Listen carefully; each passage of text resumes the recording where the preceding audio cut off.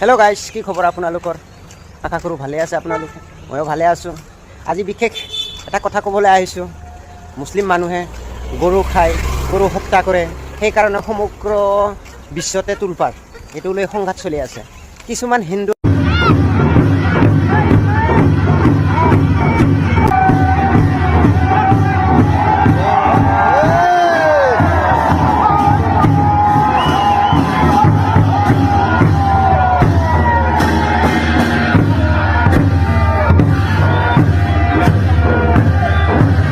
আছে, গৰু তেহত বলি দি ইহঁত গৰুগিলা কি কৰে? তেওঁলোকে খায় না কি কৰে? আৰু যিবিলাকে যে গৰু বলি দি আছে, তেওঁলোকে কোনোবাই নাচায় নেকি? তেওঁলোকে যে গৰু বলি দি আছে, এইগিলা কি ছ'চিয়েল মিডিয়াৰ মানুহগিলা নেদেখে নেকি?